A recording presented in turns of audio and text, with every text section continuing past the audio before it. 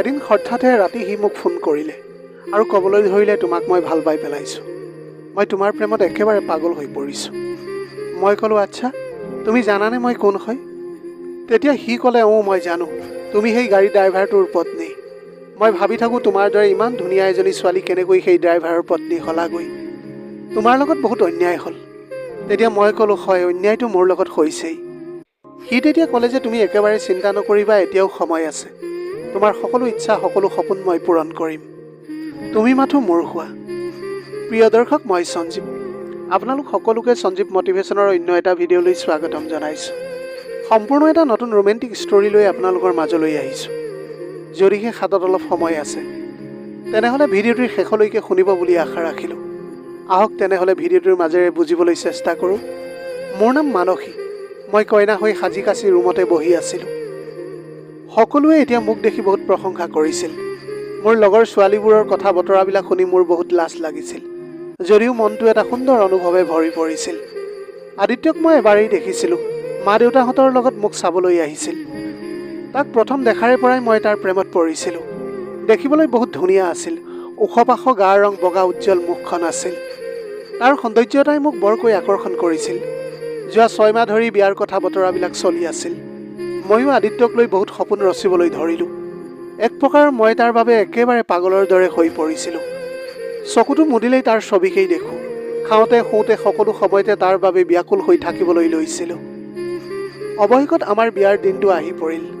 মই কইনা হৈ সাজি কাচি তাৰ অপেক্ষাত বহি আছিলোঁ। কিন্তু মোৰ ধৈৰ্য হেৰাই গৈছিল তাৰ বাবে অপেক্ষা কৰি কৰি। সময় যিমানেই পাৰ হৈ গৈছিল সিমানেই মোক চিন্তাই আগুৰি ধৰিছিল। এতিয়ালৈকে দৰা আহি পোৱাই নাছিল। মোৰ পৰিয়ালৰ প্ৰতিজন মানুহ বহুত চিন্তিত হৈ পৰিছিল। মায়ে মোৰ হ'ব লগা শাহুমালৈ বাৰে বাৰে ফোন কৰি আছিল, কিন্তু কোনেও ফোনটো ৰিচিভ কৰা নাছিল। উপায়বিহীন হৈ মোৰ ভাইটিয়ে দৰা ঘৰলৈ যাবলৈ ওলাল, কিয় কাৰণে দৰা আহি নাই পোৱা বুলি জানিবৰ বাবে। তালৈ গৈ যিটো কাৰণ সি জানিবলৈ পাৰিলে, সেয়া শুনি মোৰ জীৱটো উৰি যোৱা যেন লাগিবলৈ ধৰিছিল। সকলোৱে ক'লে যে নাজানো ক'ত গুচি গ'ল আদিত্য, তাৰ এতিয়া একো খবৰেই পোৱা নাই। আমি বিচাৰি বিচাৰি এতিয়া ভাগৰি পৰিছোঁ। যেতিয়াই সি আহিব আমি তাক লৈ গৈ আছোঁ। তেনেকুৱাতে তাৰ ভায়েক আহি ক'লেহি যে দাদাৰ জোৰ কৰি বিয়া পাতি দিছে। সি বেলেগ এজনী ছোৱালীক ভাল পায়, আজি বহু দিনৰ পৰাই। কিন্তু ছোৱালী ঘৰৰ অৱস্থা ইমান ভাল নোহোৱাৰ বাবে ঘৰৰ মানুহে তাইক আনিব নিদি তোমাৰ বাইদেউৰ লগত জোৰ কৰি তাৰ বিয়া ঠিক কৰিছিল। সেইকাৰণে সি পলাই গুচি গ'ল। সি আৰু লগতে ক'লে যে দাদা আহি যে বিয়া কৰাবহি, মোৰ মনে নধৰে। আদিত্যৰ মাকে তাক মনে মনে থাকিবলৈ ইংগিত দিছিল। মোৰ ভাইটিয়ে এতিয়া ভালদৰে বুজি পাইছিল যে কেতিয়াও আৰু এই বিয়াখন হৈ নুঠে। দৰাৰ বাবে অধীৰ আগ্ৰহেৰে বাট চাই থকা মোৰ মা দেউতাক কথাবোৰ কৈ সি এতিয়া কি হ'ব বুলি কন্দা কটা কৰিবলৈ ধৰিলে। মানুহবোৰৰ মাজত বুবু বাবা আৰম্ভ হৈ গ'ল। ইফালে আকৌ কোনোবাই মোক কুলক্ষণীও বুলি কোৱা মই শুনিবলৈ পালোঁ। আৰু কোনোবাই দৰা ঘৰক গালি সপনি পাৰি এটা হুলস্থুল পৰিৱেশৰ সৃষ্টি হ'বলৈ ধৰিলে। এইবিলাক কথা শুনি মই এতিয়া ৰুমৰ পৰা ওলাই আহিলোঁ। মা দেউতাক কেনেকৈ সান্তনা দিম মই এতিয়া ভাবি পোৱা নাছিলোঁ। মই কি কৰিম কি নকৰিম একো বুজি পোৱা নাছিলোঁ। মোৰ দুয়োজন ভিনদেউৱে মা দেউতাক চম্ভালক চাৰি মুখে গালি সপনি পাৰিবলৈ ধৰিলে। লগতে ক'বলৈ ধৰিলে এনেকুৱা বিয়া ভগা ছোৱালীৰ হেনো কোনো সন্মান নাথাকে। মোৰ বাইদেউহঁতক এইবোৰ কথা কৈ সি বহুত শুনাবলৈ ধৰিলে। যেন এতিয়া মোৰ এনেকুৱা লাগিল গোটেই দুখ মোৰহে। মই কান্দি কান্দি ভাগৰি পৰিছিলোঁ। নিজৰ আত্মীয়ৰে মোৰ প্ৰতি এনেকুৱা ব্যৱহাৰ দেখি মোৰ দেউতা চিন্তাত মাটিতে বহি পৰিল। তেনেকুৱাতে এজন ল'ৰা বহি থকা আলহীবোৰৰ মাজৰ পৰা উঠিল আৰু ক'লে যে মই বিয়া পাতিম তাইক। এইটো কথা শুনি গোটেই ৰভাতলি একদম নিজান হৈ পৰিছিল। মই তেতিয়া মূৰ দাঙি ল'ৰাটোৰ ফালে চাইছিলোঁ। ল'ৰাটোৰ ৰং ক'লা আছিল, ওখ প্ৰায় 5 ফুটমান হ'ব আৰু দেখিবলৈ বহুত শকত আছিল। কোনো এটা দিশৰ পৰাই সি ধুনীয়া নহয় আদিত্যৰ দৰে, কিন্তু মোৰ দেউতাৰ বাবে সেই সময়ত সি কোনো ভগৱানতকৈ কম নাছিল। মোৰ দেউতাই এইটোও নুসুধিলে যে সেই ল'ৰাটোৰ ঘৰ ক'ত, ক'ৰ পৰা আহিছে, কি কাম কৰে। দেউতাই এতিয়া হাতযোৰ কৰি মাথো ক'লে যে মই তোমাৰ এই উপকাৰ কেতিয়াও পাহৰিবলৈ নোৱাৰিম, যিটো তুমি আজি মোৰ ওপৰত কৰিছা। এইটো সময়ত মই একোৱেই ক'ব পৰা নাছিলোঁ। এইটোও ক'ব নোৱাৰোঁ যে মই আদিত্যৰ সপোন দিনে নিশাই দেখিছিলোঁ। তাক মোৰ মন মন্দিৰত মই প্ৰতিষ্ঠা কৰি লৈছিলোঁ। মই বাৰু এইবিলাক কথা মা দেউতাক এতিয়া কেনেকৈ কওঁ। মই এতিয়া ভাবিছিলোঁ যে এই আকৰ্ষণ নথকা কোলা ল'ৰাটোৰ লগত মই কেনেকৈ বিয়া হ'ম। মোৰ দেউতাই মাথো এতিয়া এইটোৱেই বিচাৰিছিল যে যেনে তেনে মোক কোনোবা এটাই আহি বিয়া পাতি লৈ যাওকহি, যাতে তেওঁলোকৰ সন্মানকণ অক্ষুণ্ণ হৈ থাকে। ইয়াৰ পিছত লাগিলে মোৰ লগত যি হয় হওক, তেওঁলোকৰ কি আহে যায়। মই এতিয়া কান্দি কান্দি সেই ল'ৰাটোৰ লগতে হোমৰ জুইক সাক্ষী কৰি বিয়া হ'লোঁ। আৰু যেতিয়া বিয়া সম্পন্ন কৰি বিদায় সময় আহি পৰিল, সকলোৰে পৰা বিদায় লৈ তাৰ লগত ওলাই আহিলোঁ। গেটৰ সন্মুখতে এখন হালধীয়া ৰঙৰ গাড়ী আছিল। সি গৈ গাড়ীখনৰ দুৱাৰখন খুলি দিয়ে আৰু নিজে ড্ৰাইভাৰ ছিটত বহি লয়। এইটো দৃশ্য দেখাৰ পাছত মোৰ মূৰটো একেবাৰে ঘূৰাই যোৱা যেন অনুভৱ হ'বলৈ ধৰিলে। তাৰমানে মোৰ বিয়া এজন ড্ৰাইভাৰৰ লগত হ'ল। মোৰ বিয়ালৈ অহা কোনোবা আলহীয়ে হয়তো ভাড়াত লৈ আনিছিল। এখন ভিতৰুৱা গাঁৱত গৈ আমাৰ গাড়ীখন সোমালগৈ আৰু অলপ দূৰ গৈ সৰু এটা ঘৰৰ সন্মুখত আমাৰ গাড়ীখন ৰলহি। তেখেতে গাড়ীৰ পৰা নামি ঘৰটোত লগাই থোৱা তলাটো খুলিলে। তাৰপিছত আহি মোৰ ছিটৰ ছাইডৰ দুৱাৰখন খুলি মোক আহা বুলি ক'লে। মই এতিয়া চাবি দিয়া পুতলাৰ দৰে সি যি কৈ আছিল তাকে শুনি তাৰ পাছে পাছে গৈয়ে আছিলোঁ। আচলতে ঘৰ মানে দুটা ৰুম আৰু এটা কিটচেনহে আছিল। মই ইফালে সিফালে চাই থৰ লাগিলোঁ। তেনেকুৱাতে সি মোৰ হাতখনত ধৰি ভিতৰৰ ৰুমটোলৈ বুলি লৈ গ'ল। মই আৰু ধৈৰ্য ধৰি থাকিবলৈ নোৱাৰিলোঁ। বহু দেৰিৰ পৰা ৰখাই থোৱা মোৰ হৃদয়ৰ বিননি যেন একেলগে বাহিৰলৈ ওলাই আহিছিল। মই এতিয়া হুৰাহুৰে কান্দিবলৈ ধৰিলোঁ। কাৰণ যিটো মানুহৰ মুখখনেই মোৰ পচন্দ নহয়, গা ৰংটো পচন্দ নহয়, হঠাতে মোৰ হাতত ধৰাত মোৰ জীৱনৰ যেন একো মূল্যই নাই, মোৰ তেনেকুৱা এটা অনুভৱ হ'বলৈ ধৰিলে। মোক সি বিচনা এখনত বহিবলৈ দিলে আৰু ক'লে যে তোমালৈ পানী এগিলাচ আনো নেকি। মই লাহেকৈ মূৰ দুপিয়ালোঁ। অলপ পিছত পানী এগিলাচ হাতত দিলেহি। মই পানী এঢোক খাই গিলাচটো তাক দিওঁ। সি মোৰ কাষতে বহি ল'লে আৰু ক'বলৈ ধৰিলে, তোমাৰ লগত যি হ'ল সঁচাকৈয়ে বহুত বেয়া হ'ল। মই মনতে ভাবিলোঁ হয়তো সঁচাকৈয়ে বহুত বেয়া হ'ল। মোক এতিয়া আদিত্যই বিয়া নকৰালে বুলি এই চিনা জনা নোহোৱা কুৎসিত দেখিবলৈ এটা ল'ৰাৰ লগত মোক মা দেউতাই বিয়াখন কৰি দিব লাগে নেকি বাৰু। মই ঘৰতেই থাকিলোহেঁতেন গোটেই জীৱন বিয়া নোহোৱাকৈ। মই মনতে ভাবিলোঁ যে বিয়া হ'ল যেতিয়া কেইদিনমান থাকি তাক ডিভ'ৰ্চ দি মই ঘৰলৈ গুচি যাম। মই এই মানুহজনৰ লগত গোটেই জীৱনটো আৰু কটাবলৈ নোৱাৰোঁ। তেওঁৰ নাম পলাশ আছিল। বিয়াৰ সময়ত মই তাৰ নামটোকো কি ইয়াকো গম পোৱা নাছিলোঁ। সি তেতিয়া 2000 টকা মোৰ হাতত দিলে আৰু ক'লে যে এইটো মোৰ ফালৰ পৰা তোমাক দিছোঁ। বিয়া বুলি একো এটা তোমাক দিয়া নহ'ল। মোৰ চকু পানী পইচাকেইটাৰ ওপৰত এতিয়া টপ টপকৈ পৰিবলৈ ধৰিলে। মই তেওঁক ক'লোঁ যে শুনক, মই এতিয়া শাৰীৰিকভাৱে সম্বন্ধ বনাবলৈ প্ৰস্তুত নহয়। তেওঁ তেতিয়া ক'লে যে মই জানো তুমি মানসিকভাৱে একেবাৰে ভাগি পৰিছা, গতিকে চিন্তা নকৰিবা, মই কোনো ধৰণৰ অশান্তি তোমাক নকৰোঁ। এই বুলি কৈ পলাশে বিচনাখনৰ পৰা গাৰু এটা লৈ সিটো ৰুমলৈ বুলি গুচি গ'ল। ভাগৰ আৰু মনৰ অস্থিৰতাই মোক একেবাৰে ক্লান্ত কৰি পেলাইছিল। মোৰ কেতিয়ানো টোপনি আহিল মই গমেই নাপালোঁ। ৰাতিপুৱা যেতিয়া সাৰ পাওঁ পলাশে তেতিয়া গা ধুই আছিল। হয়তো মন্দিৰলৈ যাব পাৰে। কান্ধত এখন গামোচা লৈ ঘৰৰ পৰা ওলাই গ'ল। এতিয়া মই ভাবিলোঁ যে ময়ো ভগৱানক প্ৰাৰ্থনা কৰিম। সেই বুলি গা ধুই ৰুমতে থকা শিৱ ফটোখনত ধূপ জ্বলাই সেৱা কৰিবলৈ লৈছিলোঁ। কিন্তু মই প্ৰাৰ্থনা কৰিবলৈ নোৱাৰিলোঁ। মোক একেবাৰে শোকে খুন্দা মাৰি ধৰিছিল আৰু মই জোৰ জোৰকৈ কান্দিবলৈ ধৰিলোঁ। মই লগতে ক'লোঁ যে কি পাপৰ বাবে তুমি মোক ইমান শাস্তি দিছা প্ৰভু। মোৰ স্বামীয়ে 9 মান বজাত টেক্সিখন লৈ ওলাই যায়। যাওঁতে মোক কৈ যায় যে কিটচেনত সকলো খোৱা বস্তু আছে, তোমাৰ যি মন যায় তাকে বনাই খাবা। মই এতিয়া মনে মনে বহি আছিলোঁ। মোৰ মা দেউতাই এবাৰো মোৰ কথাটো নাভাবিলে। মোৰ জীৱনতকৈ তেওঁলোকৰ সন্মানটোহে ডাঙৰ হ'ল, এইবোৰ ভাবি মোৰ আকৌ চকু পানী ওলাবলৈ ধৰিছিল। মোৰ কি দুখ আছিল যে মোৰ বিয়া এনেকুৱা এটা অপচন্দ মানুহৰ লগত কৰি দিলে। পিছদিনা তেওঁ কামৰ পৰা আহোঁতে মোলৈ কাপোৰ দুযোৰমান লৈ আনিছিল। মোৰ হাতত দি কৈছিল যে কিমান ভাল মই নাজানো, তথাপিও আনিছোঁ। মই তেতিয়া পেকেটটো খুলি চালোঁ, এযোৰ গুলপীয়া ৰঙৰ আৰু আনযোৰ হৈছে কলা ৰঙৰ। গুলপীয়াযোৰ দেখিবলৈ বহুত ধুনীয়া আছিল। তাৰ লগত মিলাই খাৰু, লিপষ্টিক, মুখত সনা ক্ৰীম আদি লৈ আনিছে। মোৰ মনটো অলপ পাতলিবলৈ ধৰিছিল। তেওঁ মোৰ ফালে একেথৰে চাই আছিল। মোৰ বুকুখন এতিয়া দুৰু দুৰুকৈ কঁপিবলৈ ধৰিছিল। মই এতিয়া সেইদৰে চাই থকা দেখি ক'লোঁ, আপুনি মোক এইবোৰ দি মন ভুলাবলৈ আহিছে নেকি? মই আপোনাৰ লগত কোনো পধ্যেই স্বামী স্ত্ৰীৰ সম্বন্ধ বনাব নোৱাৰোঁ, কাৰণ মই আপোনাক একেবাৰে পচন্দই নকৰোঁ। তেওঁ কিছু সময় মৌন হৈ থাকিল আৰু লাহেকৈ ক'লে, মানসী, আমাৰ বিয়া এমাহ পাৰ হৈ গ'ল, বহুত সময় পাৰ হৈ গৈছে। কথাখিনি সম্পূৰ্ণ হ'বলৈ দিয়াই নাছিলোঁ। মই ক'লোঁ, চাওক, মই আপোনাক একেবাৰে ভাল নাপাওঁ। যি হ'ল সেয়া এটা এক্সিডেণ্ট বুলি আপুনি ভাবি লওক। তেতিয়া পলাশে ক'লে, মই বুজি পাইছোঁ এনেকুৱা হ'ব নালাগিছিল, কিন্তু হয়তো গ'ল ন। তুমি এবাৰ মোৰ কথাটোও ভাবিবলৈ লাগিছিল। তুমি কেতিয়াও মোৰ সন্মানত আঘাত নিদিবা। আৰু কথা থাকিল ভালপোৱাৰ, আচল ভালপোৱাটো বিয়াৰ পিছতহে হয়। 1 ঘণ্টাৰ পিছত আমি বাহিৰত খানা খাবলৈ যাম, তুমি ওলাই ৰেডি হৈ থাকিবা। এই বুলি কৈ তেওঁ ওলাই যায় ঘৰৰ পৰা। প্ৰায় 1 ঘণ্টামানৰ পিছত তেওঁ ঘৰলৈ আহিল কিন্তু মই নতুন কাপোৰ পিন্ধাই নাছিলোঁ। তেওঁ ক'লে তুমি ওলোৱাই নাই যে এতিয়ালৈকে। মই ক'লোঁ চাওক মই আপোনাক ভালেই নাপাওঁ, আপুনি মোক ডিভ'ৰ্চ দি দিয়ক। তেওঁৰ তেতিয়া বহুত খং উঠিছিল।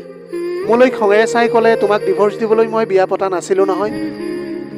মই ক'লোঁ আপোনাৰ আৰু মোৰ লগত কোনো মিল নাই। মই এজনী পঢ়া শুনা কৰা উচ্চ শিক্ষিত ছোৱালী, চাকৰি এটা কৰি জীৱনটো আৰামত কটাবলৈ পাৰিম। তেওঁ বৰ কৰুণভাৱে মোলৈ চাইছিল আৰু ক'লে ঠিক আছে বাৰু, তোমাক মই আৰু অলপ সময় দিছোঁ, তুমি ভাবি চোৱা। মই ক'লোঁ মোক ডিভ'ৰ্চ লাগে, ডিভ'ৰ্চ দি মোক উপকাৰ কৰক।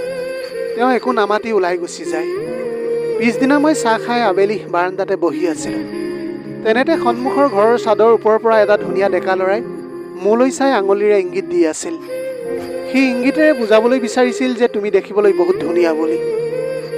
এইবিলাক কাম এতিয়া বেয়া আছিল যদিও ল'ৰাটো বিৰাটেই দেখিবলৈ হেণ্ডছম আছিল। তাৰ সুন্দৰতাক দেখাৰ পিছত বেয়া কথাটোকো যেন ভালেই লাগিবলৈ ধৰিছিল। এইদৰে কিছু সময় দুয়ো চকুৱে চকুৱে মনৰ ভাৱ আদান প্ৰদান কৰিলোঁ। এনেকৈয়ে পিছদিনা আবেলি মই জানি বুজিয়েই তাৰ লগত কথা পতাৰ চলেৰে আকৌ আহি বাৰান্দাত বহোহি। সেইদিনাও সি চাদৰ পৰা মোকেই চাই আছিল।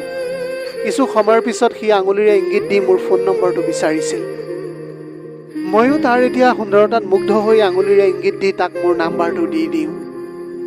এনেকৈয়ে কামৰ পৰা পলাশ আহি পাইছিলহি।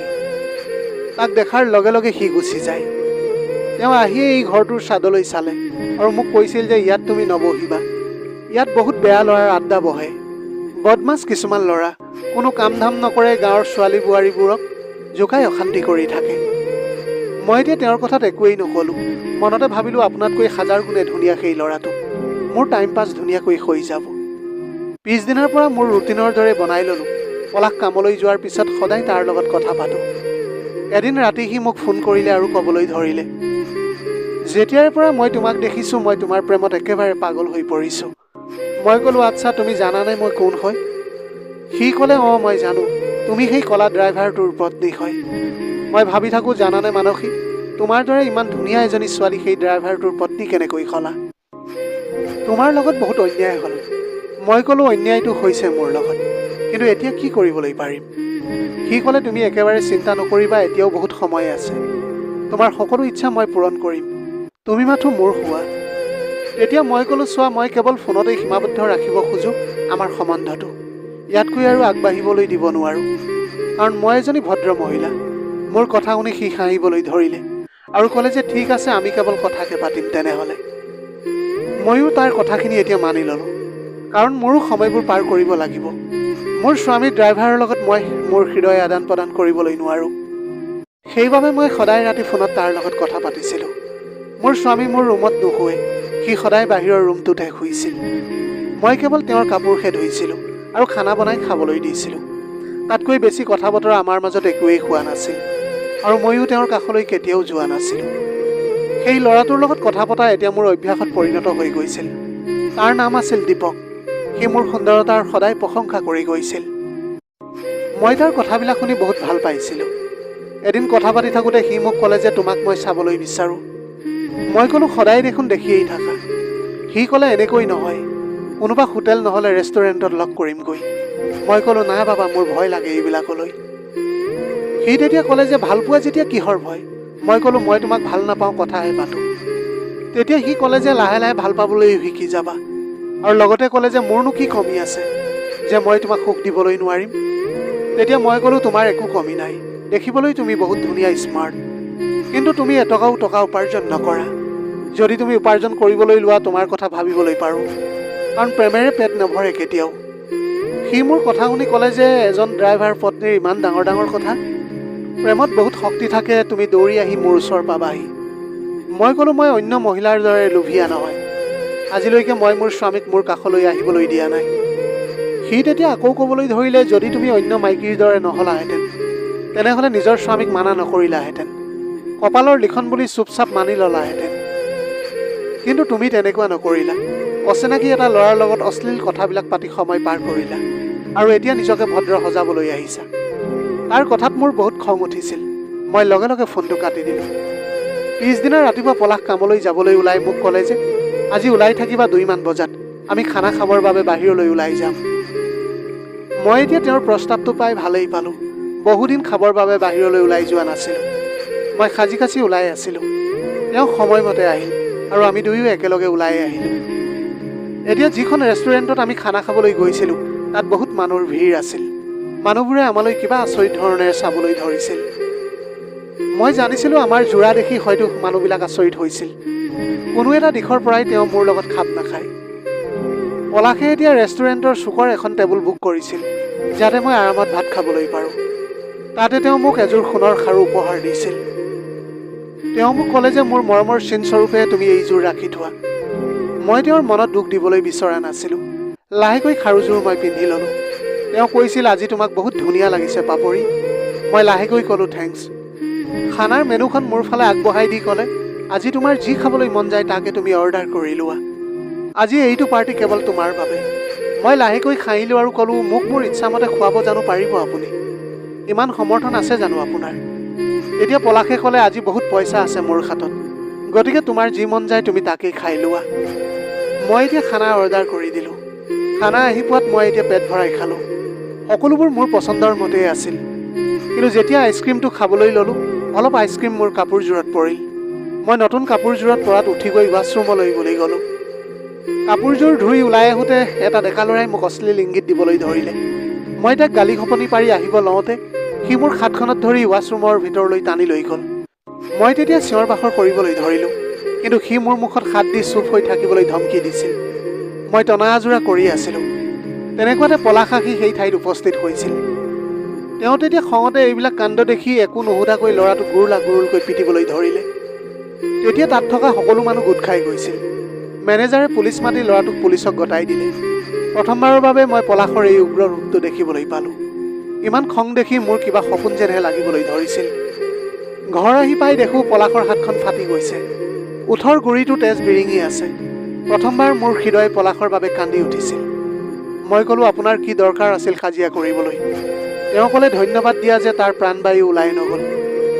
যদিহে মানুহবোৰে কাজিয়াখন ভাঙি নিদিলেহেঁতেন তাৰ মোৰ হাতত মৃত্যু নিশ্চিত হ'লহেঁতেন। মই অলপ সময়ৰ বাবে সকলো পাহৰি গৈছিলোঁ যে মই তাক ঘৃণা কৰোঁ। মই লাহেকৈ সুধিলোঁ, ইমান ভাল পায়নে মোক? নাজানো কিয় মোৰ এইদৰে সুধিবলৈ মন গ'ল।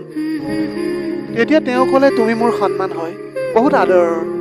আৰু যি পুৰুষে নিজৰ সন্মানখন ৰক্ষা কৰিবলৈ নোৱাৰে তেওঁ পুৰুষৰ নামত কলংক।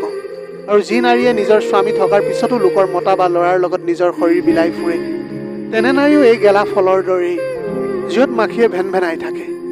নাৰীৰ সুন্দৰতাও ঠিক তেনেকুৱাই। নিজৰ স্বামীৰ বাবে সমৰ্পিত থাকিলে হীৰাৰ দৰে মূল্যৱান হৈ পৰে, আৰু যদি বজৰুৱা হয় গেলা ফলৰ দৰেই হয়। তুমি মোৰ বাবে বহুত মূল্যৱান পাপৰি। সেইবাবে মোৰ সহ্য নহয় তোমাৰ ওপৰত কোনোবাই বেয়া দৃষ্টি পেলোৱাটো। আজি দীপকে মোক ফোন কৰিছিল, কিন্তু মই আজি তাৰ লগত একো কথা পাতিবলৈ নোৱাৰিলোঁ, কাৰণ পলাশৰ কথাবোৰ মোৰ মন মগজুত বাজি উঠিছিল। তেখেতৰ কথাবোৰ শুনি মই নিজকে বহুত অপৰাধী যেন অনুভৱ কৰিছিলোঁ। মই দীপকৰ লগত কাজিয়া কৰিবলৈ ধৰিলোঁ। তই আকৌ যদি মোলৈ ফোন কৰ মই মোৰ স্বামীক কৈ দিম। সেইদিন ধৰি দীপকৰ কোনো ফোন মোলৈ অহা নাছিল। আজি মই মন পচন্দৰ খানা বিধে বিধে বনাইছোঁ, কাৰণ মই ইমানো বেয়া নহয় যে খন্তেকীয়া সুখৰ বাবে নিজকে বজৰুৱা বনাম। মই ভাবিলোঁ, যি মোক ইমান মানুহৰ আগত সন্মান দি বিয়া কৰাই আনিলে, মোৰ মান ৰাখিলে, মই তেওঁৰে হৈ যাম গোটেই চিৰজীৱন। মই মোৰ ভুল উপলব্ধি কৰিবলৈ পাৰিছিলোঁ। পলাশক আজি পৃথিৱীৰ ধুনীয়া মানুহবোৰৰ দৰেই লাগিবলৈ ধৰিছিল। যি সুন্দৰতাৰ পিছত মই দৌৰিছিলোঁ সেই সুন্দৰতা মাথো অলপ সময়ৰ বাবেহে চকুৰ তৃপ্তি। পলাশে মোৰ বাবে ফুল কেইপামান আনিছিল খোপাত গুজিবলৈ। তেতিয়া মই ক'লোঁ যে তুমি নিজৰ হাতেৰেই গুজি দিয়া। মোৰ আচৰণ দেখি তেওঁ আচৰিত হৈ পৰিছিল। মই একো নামাতি খানা বনাবলৈ ধৰিলোঁ। বিধে বিধে সুস্বাদু আহাৰ দেখি তেওঁ মোক সুধিলে যে আজি কিবা বিশেষ দিন আছে নেকি? মই ক'লোঁ, আজি আমাৰ প্ৰথম বিবাহ বাৰ্ষিকী আৰু আজি আমাৰ ফুলশয্যাৰ নিশা। মোৰ কথা শুনি পলাশৰ চকুলো নিগৰি আহিছিল। ইমান এজন ধৈৰ্যশীল পুৰুষক মই স্বামীৰূপে পাই নিজকে ভাগ্যৱান বুলি অনুভৱ কৰিছিলোঁ। পলাশৰ মৰমে মোক সম্পূৰ্ণৰূপে সলনি কৰি পেলাইছিল। প্ৰিয় দৰ্শক, মই নিজৰ কথা চিন্তা কৰি বাহ্যিক সৌন্দৰ্যতাৰ পিছত দৌৰি মানুহটোক বহুত দুখ দিলোঁ। মানুহ সদায় মনৰ পৰা সৌন্দৰ্যশালী হ'ব লাগে। এই কথা মই বুজি পোৱাত কিছু পলম হ'ল। তথাপিও মই দেৰিকৈ হ'লেও এটা ভাল সিদ্ধান্তই ল'লোঁ। সেইবাবে এতিয়া আমি ভবাতকৈ বহুত বেছি সুখী। প্ৰিয় দৰ্শক, এয়াই আছিল আজিৰ কাহিনীৰ ভাগ। আজিৰ ভিডিঅ'টি কেনেকুৱা লাগিলে জনাব। যদি ভাল লাগিল তেনেহ'লে লগৰ বন্ধু বান্ধৱীসকলৰ মাজত শ্বেয়াৰ কৰিবলৈ নাপাহৰিব। আপোনালোকৰ গোটেই জীৱনটো হাঁহিৰে উপচি পৰক। পাৰিলে দুখীয়াজনক অলপ সহায় কৰিবলৈ চেষ্টা কৰিব। আপোনালোকৰ অকণমান সঁহাৰিয়ে যদি কোনোবা এজন দুখীয়াৰ জীৱনটো সলনি কৰিবলৈ পাৰে, তাতকৈ পুণ্যৰ কাম আৰু এইখন পৃথিৱীত একোৱেই হ'ব নোৱাৰে। Have a nice day.